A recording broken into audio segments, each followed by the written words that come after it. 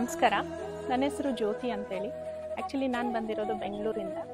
ನಾನು ಇನ್ಸ್ಟಾಗ್ರಾಮಲ್ಲಿ ಈ ದೇವಸ್ಥಾನದ ಬಗ್ಗೆ ಸುಮಾರು ದೇವಸ್ಥಾನಗಳಿಗೆ ಸುತ್ತುತ್ತೇನೆ, ನಾನು ಹೋಗ್ತಾ ಇರ್ತೀನಿ. ಸೊ ಇಲ್ಲಿ ನೋಡಿದೆ, ಈ ದೇವಸ್ಥಾನದ ಬಗ್ಗೆ ನೋಡಿದೆ. ಸೊ ಸಂಭವ ಹೋಗಬೇಕು ಒಂದ್ಸರಿ ಅಂತ ಅನ್ನಿಸ್ತು. ಸೊ ಅದಕ್ಕೋಸ್ಕರ ಈ ದೇವಸ್ಥಾನಕ್ಕೆ ಬಂದೆ. ಬಂದ ಮೇಲೆ ತುಂಬ ಚೇಂಜಸ್ ಆಗ್ತಾ ಇದೆ. ಈವನ್ ನಮ್ಮೊಳಗೆ ಚೇಂಜಸ್ ಆಗ್ತಾ ಇದೆ ನಾವು ಬಂದ ಮೇಲೇ. ಸೊ ಇನ್ನು ಮುಂದೆ ನೋಡಬೇಕು. ಹೇಳಿದ್ದಾರೆ ನನಗೆ ಬರೋಕ್ಕೆ ಇನ್ನೂ ಒಂದು 3 ವಾರ 4 ವಾರ ಬರಬೇಕು ಅಂತೇಳಿ.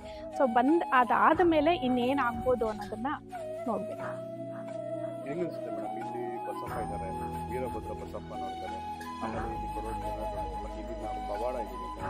ಅದ್ರ ಬಗ್ಗೆ ತಿಳ್ಕೊಬೇಕು ಅಂತಲೇ ಆ್ಯಕ್ಚುಲಿ ನಾನು ಬಂದಿದ್ದು. ಫಸ್ಟ್ ಟೈಮ್ ಬಂದಿದ್ದು. ತುಂಬ ದೇವಸ್ಥಾನಗಳಿಗೆ ಹೋಗಿ ಬಂದಿದ್ದೀನಿ ನಾನು. ನಾನು ಅಂದರೆ ತುಂಬ ಶಾಂತವಾಗಿ ಅನ್ನಿಸ್ತು.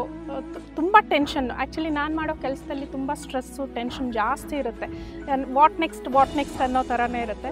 ಇಲ್ಲಿ ಬಂದಾಗ ನನ್ನನ್ನು ನಾನು ಮರೆತು 1-2 ನಿಮಿಷ ಇಲ್ಲಿ ದೇವ್ರನ್ನ ನಮಸ್ಕಾರ ಮಾಡಿ ಕುತ್ಕೊಂಡು ನಿಜ ತುಂಬ ಒಳ್ಳೆ ಪಾಸಿಟಿವ್ ವೈಬ್ಸ್ ಕ್ರಿಯೇಟ್ ಆಯಿತು ಅಂತ ಅನ್ನಿಸ್ತಾ ಇದೆ ನನಗೆ. ಹೌದು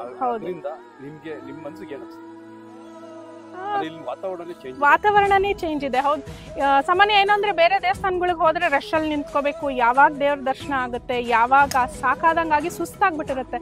ಈ ವಾತಾವರಣದಲ್ಲಿ ಮೇ ಬಿ ಅಷ್ಟು ರಶ್ ಇದ್ರೂ ನಮಗೆ ಗೊತ್ತಾಗೋದಿಲ್ಲ. ತುಂಬ ಚೆನ್ನಾಗಿದೆ.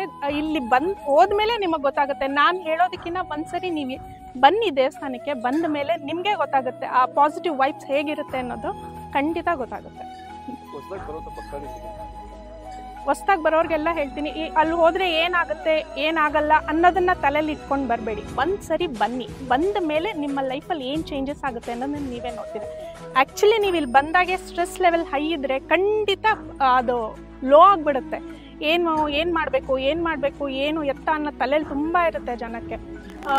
ಅಂದರೆ ಸಾಮಾನ್ಯ ದೇವ್ರಿಗೆ ಇಲ್ಲಿ ಬರೋರೆಲ್ಲ ಅವ್ರ ಪ್ರಾಬ್ಲಮ್ಸ್ ಹೇಳ್ಕೊಳಕ್ಕೆ ಅಂತಲೇ ಬರ್ತಾರೆ, ಪ್ರಾಬ್ಲಮ್ಸ್ ಇಟ್ಕೊಂಡೇ ಬರ್ತಾರೆ.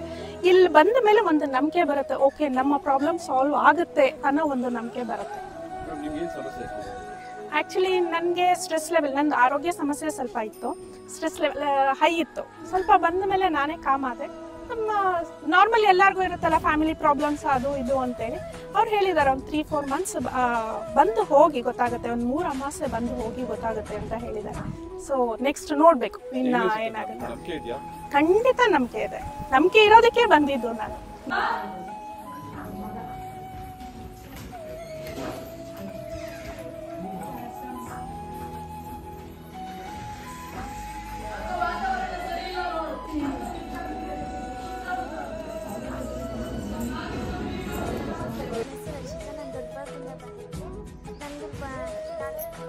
ಮುಂಚೆ ನಮಗೆ ಗೊತ್ತಾಗಿತ್ತು ಹೆಂಗೆ ಅಂತ. ಆದರೆ ನಾವು ಬಂದು ಒಂದು 2 ವರ್ಷ ಆಯಿತು. ನನಗಿರೋ ಸಮಸ್ಯೆ ಅಂದರೆ ನಂಗೆ ಗುಳ್ಳಿಯಾಗಿತ್ತು.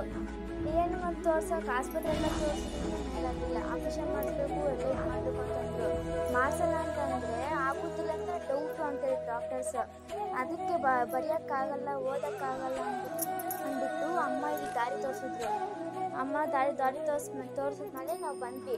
ಬಂದಾದ್ಮೇಲೆ ಈ ಥರ ಕೇಳೋದಕ್ಕೆ ಅಮ್ಮನ ಕೇಳಬೇಕಮ್ಮ ಅಂತಂದರು. ಅದಕ್ಕೆ ಕೇಳೋದಕ್ಕೆ ಈ ಥರ ಏನೋ ಕೆಟ್ಟ ವಿಚಾರದಿಂದ ಆಗಿರೋದು, ಅದಕ್ಕೆ ನೀವೆಲ್ಲ ಹೋಗ್ಮೆಲ್ಲ ಮಾಡಿಸ್ಬೇಕು ಅಂತ ಹೇಳಿದ್ರು ಅಮ್ಮ.